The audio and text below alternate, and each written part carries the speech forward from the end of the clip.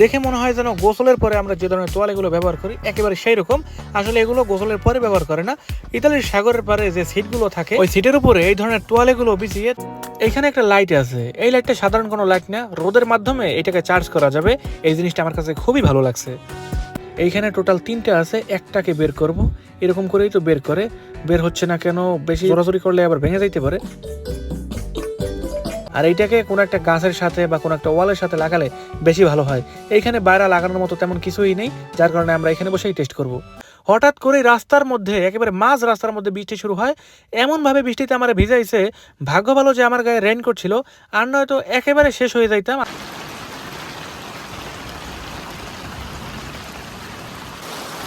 আসসালামু আলাইকুম সবাইকে, আমি ইতালি থেকে শেখ নিলয়। কেমন আছেন সবাই? আশা করবো যে যেখানে আছেন অনেক ভালো এবং সুস্থ আছেন। আজকে গাড়ি চালানোর সময় এত পরিমাণে বৃষ্টি শুরু হয়, রাস্তার মধ্যে কিছু আর চোখে দেখি না। এরপর চলে আসি সোজা মার্কেটের মধ্যে। গরমের দিন আসলে ইতালির মার্কেটের মধ্যে এমন এমন খেলনাগুলো দেখি যা অন্য সিজনগুলোতে কোনোভাবেই দেখা যায় না। ছোট ভাই এরপরে এখান থেকে এইগুলোর একটা কেনে, আমি ঠিক জানি না এর সঠিক নাম কি। ছোট একটা বল আছে, এই বলটাকে ওইখানে নাম্বার আঁকা আছে, এই নাম্বার অনুযায়ী দূর থেকে টার্গেট করে মারতে হবে। বিভিন্ন ভিডিওতে ফেসবুক, ইউটিউব অনেক জায়গায় দেখছি মানুষ এগুলো খেলে, কিন্তু আমি আজ পর্যন্ত খেলি নাই। আজকে খেলার অনেক ইচ্ছা আছে, দেখি বাইরে যে যদি একটু সময় পাই তাহলে আমিও ওই নাম্বারের উপর টার্গেট করে বলগুলোরে মারবো। এইখানে অনেকগুলো নাম্বার রাখা আছে, 100, 30, 50, 20, 10 আর নিচে টোটাল 5টা বল আছে। এইখানে আরো অনেকগুলো ব্যাট আছে, এগুলো দিয়ে এক এক রকমের খেলায় ব্যবহার করা হয়। যেমন এইটা দিয়ে খেলে ব্যাডমিন্টন, আর এইটা দিয়ে সম্ভবত পিং পং খেলে। একটু আগে আমার কাঁধের উপরে যে গেঞ্জিটা দেখছিলেন, এইটা হচ্ছে সেই গেঞ্জি। মার্কেটে ঢোকার সাথে সাথে দেখি একটা গলির মধ্যে অনেকগুলো গেঞ্জি, তারপরে এইটাকে পছন্দ করলাম। এটার দাম হচ্ছে 5 ইউরো, বাংলাদেশ টাকা সম্ভবত 700 থেকে 800 টাকার মতো দাম আসতে পারে। কালার হচ্ছে যে কালারটা দেখতেছেন ব্লু কালারই বলা যায়। এইখানে অনেকগুলো বিভিন্ন কালারের তোয়ালে আছে, দেখে মনে হয় যেন গোসলের পরে আমরা যে ধরনের তোয়ালেগুলো ব্যবহার করি একেবারে সেই রকম। আসলে এগুলো গোসলের পরে ব্যবহার করে না। ইতালির সাগরের পারে যে সিটগুলো থাকে ওই সিটের উপরে এই ধরনের তোয়ালেগুলো বিছিয়ে তারপরে এগুলোর উপর মানুষ শুয়ে থাকে। এখন যে সাগরের পারে ভিডিওটা দেখতেছেন, এই ভিডিওটা আজকে সকাল 8টায় করছিলাম। কাজ শুরু হয় 7:30টায়। আমার ডিউটি পরে সাগরের পারে। এখানে আসলাম, কোনো মানুষজন কাউকে দেখতে পেলাম না, একেবারে সব খালি পড়ে আছে। আর আজকে মানুষ হবেও না, আবহাওয়া খুবই খারাপ। সাগরের এই পানির দৃশ্যগুলো দেখেই বুঝতে পারছেন যে আজকের আবহাওয়াটা কেমন থাকতে পারে। আকাশে কোনো রোদ দেখা যাচ্ছে না এখন পর্যন্ত, আর রোদ না থাকলে ইতালিয়ানদের মন খুবই খারাপ থাকে। কোনো কোনো মানুষ এখানে আসে 2-1 মিনিট থেকে তারপর চলে যায়। ভ্রমণের জন্য আরেকটা সুন্দর প্রোডাক্ট দেখাই, এটা আমার নিজেরও পছন্দ হয়েছে। অনেকদিন আগের একটা ভিডিওতে দেখছিলেন আমরা অনেক দূরে গেছিলাম কিন্তু কাবাব পড়তে, আরস্টে চিনি পড়ছিলাম কয়লায়। ওই দিন যদি এই টেবিলটা থাকতো তাহলে অনেক বেশি ভালো লাগতো। একেবারে খুব সহজেই কাবাবগুলোরে এই টেবিলের উপরে রাখতে পারতাম। পাশে কিন্তু সিটও আছে, ভাঁজ করে একেবারে ছোট করে যে কোনো জায়গায় নিয়ে কিন্তু যাওয়া যায়। চাইলে মানুষের পিঠে যে ধরনের ব্যাগগুলো থাকে, লম্বা টাইপের ব্যাগ, ওই ব্যাগের মধ্যে করেও কিন্তু নিয়ে যাওয়া যায়। এখানে একটা লাইট আছে, এই লাইটটা সাধারণ কোনো লাইট না, রোদের মাধ্যমে এটাকে চার্জ করা যাবে। এই জিনিসটা আমার কাছে খুবই ভালো লাগছে।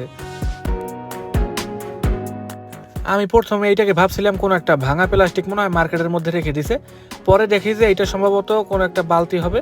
চাইলে এটাকে খুলে বড় করা যায়। কিভাবে যে খোলে তাই আসলে বলতে পারি না। লেখা এখানে যে খুব সহজেই খোলা যায়, কিন্তু আমি তো সহজে খুলতে পারলাম না। এখনো একটা কোনা বাঁকা হয়ে রয়েছে। এই তো এবার মোটামুটি একটা বালতি হয়ে গেল। কিন্তু এইখানে অনেকগুলো সাইজের আছে। আমার হাতে এখন যেটা দেখতেছেন, এইটা কিনতে হলে ইতালিয়ান টাকায় গুনতে হবে প্রায় 5 ইউরোর মতো, বাংলাদেশি টাকায় 800 থেকে 850 টাকার মতো দাম হতে পারে। বাসায় বিভিন্ন রকমের কাজের জন্য এই প্লাস্টিকের বাটিগুলো লাগে, কিন্তু অনেক বড় সাইজের একটা বাটি। একটু পরে দেখাইতেছি। বালতিটাকে এইখানে রাখি। এই তো এইখানে টোটাল 3টা আছে, একটাকে বের করব। এরকম করেই তো বের হচ্ছে না কেন, বেশি জোরাজোরি করলে আবার ভেঙে যাইতে পারে।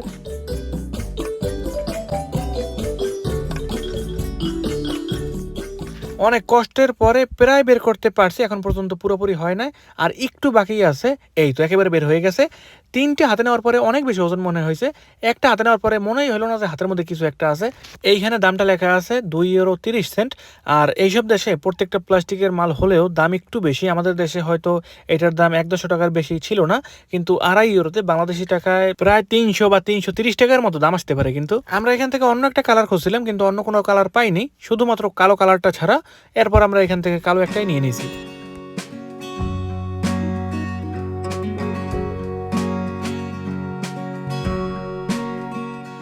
রাস্তায় বৃষ্টির সমস্যার কারণে আমরা মার্কেটে এসে বেশ ভালোই কেনাকাটা করছি, তেমন কিছুই কিনিনি, জাস্ট কয়েকটা জিনিস।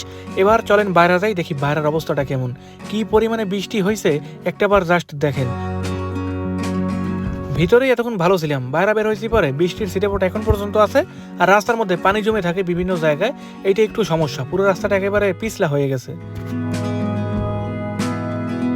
ছোট ভাইয়ের সেই খেলনাটা আমার কাছে দিয়ে দিল, এবার এটাকে নিয়ে সামনে রাখি। চলেন গাড়ির ভিতরে বসে একটু টেস্ট করি, তার আগে বাইরের দৃশ্যটা একটু দেখাই। আকাশে এখন পর্যন্ত প্রচুর পরিমাণে মেঘলা, মনে হয় রাতে আরো কয়েকবার করে বৃষ্টি আসতে পারে। বৃষ্টি হলে এইসব দেশের মানুষেরা খুব একটা বেশি পছন্দ করে না। গরমের দিনে কিন্তু আমরা বৃষ্টি অনেক বেশি চাই আমাদের দেশে, কিন্তু এইসব দেশের মানুষ গরমের দিনে অতিরিক্ত পরিমাণে রোদ চায়। ছোট ভাই গাড়ির মধ্যে উঠেই প্যাকেট খোলা শুরু করে দিল। গাড়ির মধ্যে খেলে এইসব জিনিস কোনোভাবেই মজা নেই, বাইরে বসে খেলতে পারলে বেশি ভালো লাগতো, কিন্তু বৃষ্টির কারণে এই জিনিসটা আর পারলাম না। আর এইটাকে কোনো একটা গাছের সাথে বা কোনো একটা ওয়ালের সাথে লাগালে বেশি ভালো হয়।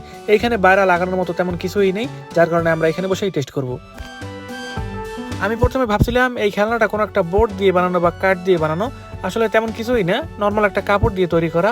আর এই বলগুলো এমনভাবে লেগে আছে, কোনোভাবেই এইগুলোকে এখান থেকে উড়াতে পারতেছি না। এই তো এইভাবে মারলেই আর পড়বে না। ও মাই গড, কি সুন্দর একটা খেলা, খুব ভালো লাগলো। এই তো টার্গেট করে মারলেই একেবারে 30, 40, 50 এর উপরে যে পড়ে, 100-র উপরে যে মারতে পারবে সেই হবে উইন। কাছ থেকে মারাটা যত সহজ, দূর থেকে মারাটা কিন্তু কোনোভাবেই সহজ না। আমরা ভাবতেছি নেক্সট কোনো একটা দিনে পার্কে যাব, পার্কে যেয়ে গাছের সাথে এটাকে লাগিয়ে তারপর দূর থেকে টার্গেট করব, এরপর দেখবো কে মারতে পারে একেবারে 100-এর উপরে।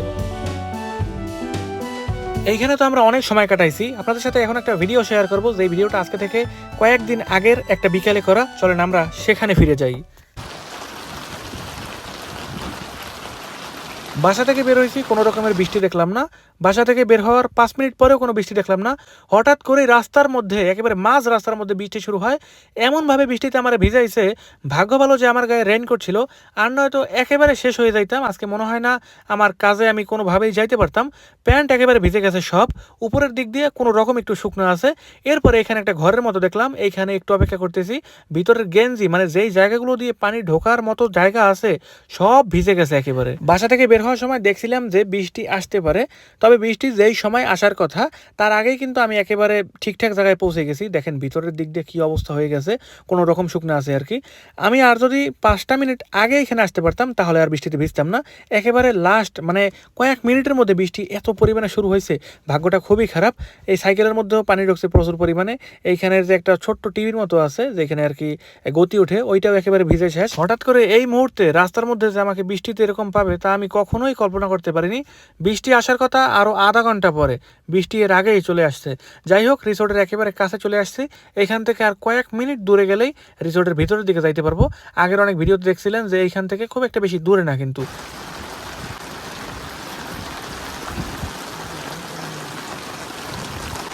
এখন সময় বিকেল 4:55।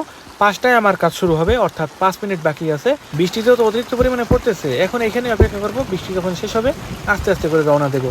সকালে এখানে অনেক মানুষকে খেলতে দেখছিলাম, বৃষ্টির কারণে এখন সবাই এখান থেকে চলে গেছে।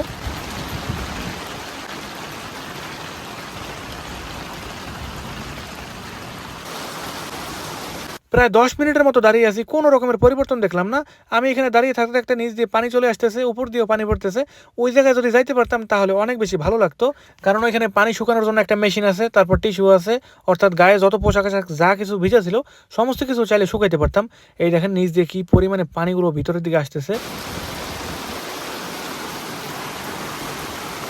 আজকের এই ছোট্ট ভিডিওটি আর বেশি বড় করতে চাই না, দেখা হবে পরবর্তী কোনো নতুন ভিডিওতে। আর এই ভিডিওতে কোনো ভুল হলে অবশ্যই ক্ষমা করে দিবেন, দোয়া করবেন আমাদের জন্য। বাই বাই সবাইকে, আজকের মতো এখান থেকেই।